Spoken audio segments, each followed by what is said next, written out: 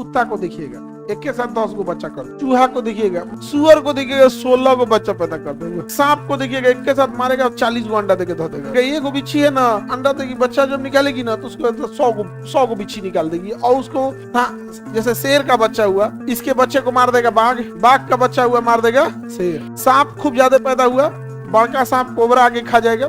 इसमें जो वही जिएगा। डार्विन ने कौन सा सिद्धांत दिया? Natural selection. नेचुरल सिलेक्शन बहुत अच्छे से डार्विन ने समझाया, कहा था कि जीवों में संतान उत्पत्ति की अपार संभावना होती है।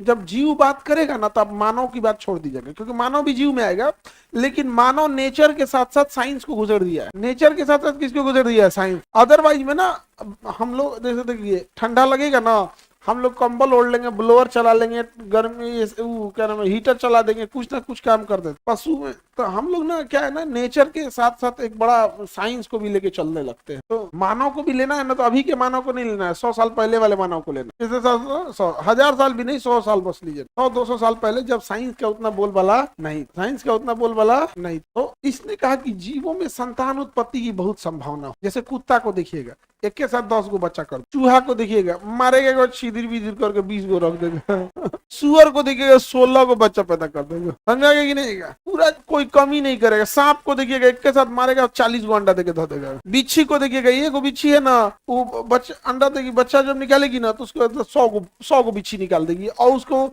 उसके बच्चे को दिक्कत ना हो जाए तो बिच्छिया वहीं ध्यान देगी। तो बिच्छी के बच्चा ना अपने माँ के ही शरीर को खाने लगेंगे, तो उसको कहेगा, वो जैबे नहीं करेगी, उठ के कहेगी ये सबको भूख लगल रहेगा। तो 10 दिन तक उसके जो बच्चे रहेंगे अपने माँ के शरीर को खा पी के खत्म करके हड्डी उड्डी सब खा के खत्म कर, बाद में कहेगा तो मम्मी किधर है, तो खा गए ससुरे तुमने खा गया सब। दुनिया का सबसे बड़ा सेक्रीफाइस यहीं पे होता है, मर जाती है, पूरे शरीर को खत्म हो जाता है, वहीं खा के। जिंदा खाते हैं लेकिन कुछ नहीं बोलती, मर जाती। उसके बाद ये खा पी के थोड़े बड़े हो जाते हैं तब जाते, समझा गया? तो संतान उत्पत्ति की बहुत संभावना होती है, अपार संभावना। किसने बोला था?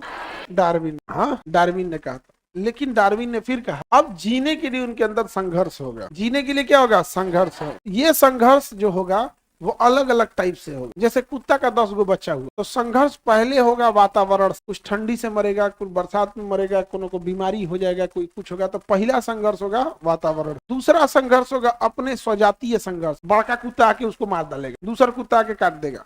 तो पहला संघर्ष पर्यावरण से, दूसरा संघर्ष स्वजातीय होगा।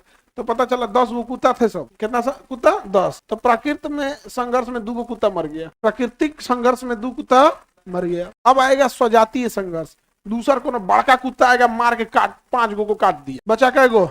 3 गो। अब बचा कितना? 3। अब 3 गो में जो सबसे फिट होगा, सर्वाइवल ऑफ द फिटेस्ट, जो सबसे फिट होगा, कुपोषण वाला धीरे धीरे अपने गलोल के मर जाएगा। तो जो नेचर को सेलेक्ट नहीं कर पाएगा, या सर्वाइवल ऑफ द फिटेस्ट जो एकदम फिट नहीं होगा, एगो मरेगा। ओवरऑल बचेगा क्या? 2 गो। कुत्ता सबके साथ देखना यही हो, देखिएगा ना, ये मानव के साथ भी पहले ऐसे ही होता। मानव अभी साइंस डेवलप कर, पिछले 100 सालों 50 सालों में देखिए माँ के पेट में बच्चा कैसा है, अल्ट्रासाउंड से पता चल जाता है, वो ठीक से सांस ले रहा है नहीं ले रहा है, क्या कर रहा है, मतलब पूरी चीजें पता चल जाती, आराम से चीजें पता चल जाती। तब क्या है ना कि हम प्रकृति को बाईपास करते जा रहे। अदरवाइज में आज से 200-400 साल पीछे जाइए, शाहजहां के 14 गो लड़का था, संतान उत्पत्ति की संभावना डार्विन पहले बता दिया था। कितना लड़का थे? कै गो मरा? सब 7। कै गो मरा?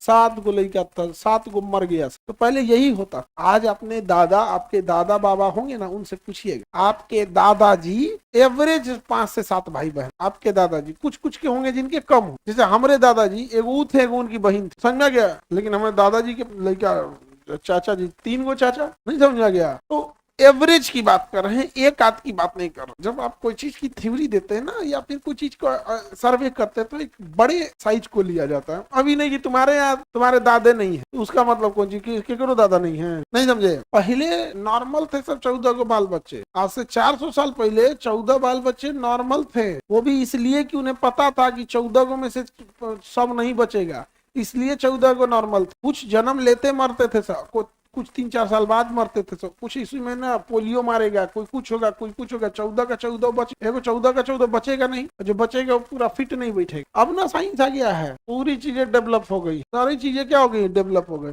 अब कोई प्रेग्नेंट महिला है, उसका अल्ट्रासाउंड करा के चेक कर दीजिए, पता चल जा रहा है उस बच्चा के हार्ट में कोई प्रॉब्लम, अभी पैदा नहीं हुआ है लेकिन उनको पता चल गया कि इसमें दिक्कत है, हार्ट में लिया गया है। तो इसने क्या कहा, संतान उत्पत्ति की संभावना क्या होती है, अपार होती है। और जब संतान उत्पत्ति हो जाती है तो संघर्ष होता है, क्या होता है, स्वजातीय संघर्ष होता है, अंतर जातीय संघर्ष होता है, उसके बाद वातावरणीय संघर्ष। जैसे शेर बाघ, जैसे शेर का बच्चा हुआ, इसके बच्चे को मार देगा बाघ, बाघ का बच्चा हुआ मार देगा शेर। सांप खूब ज्यादा पैदा हुआ, बड़का सांप कोबरा आगे खा जाएगा। ये कैसा संघर्ष चल रहा है, स्वजातीय सब। मछली पैदा होगी तो शार्क मछली आगे खा जाएगी कि नहीं आ जाएगी।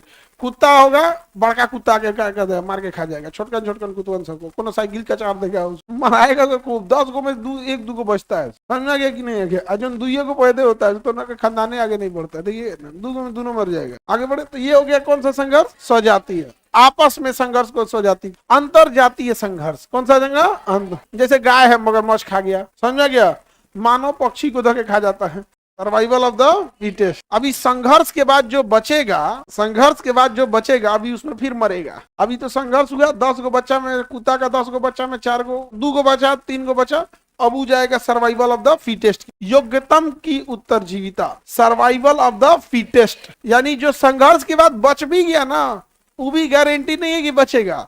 अब उसमें जो फिट होगा वो नहीं, फिट में भी जो सबसे fit, survival of the fittest. संघर्ष में वही जीव जीता है जो स्वयं को वातावरण के अनुसार ढाल देता है। जैसे सबसे पहले संतान उत्पत्ति होगी, मान के चलो 10 गो कुत्ता का बच्चा हुआ, अब उसमें क्या होगा, संघर्ष, सजातीय संघर्ष 2 गो मराया, अंतर जातीय संबंध 5 गो मराया, वातावरण में 1 गो मराया, बचा कितना, कितना बच गया, 2।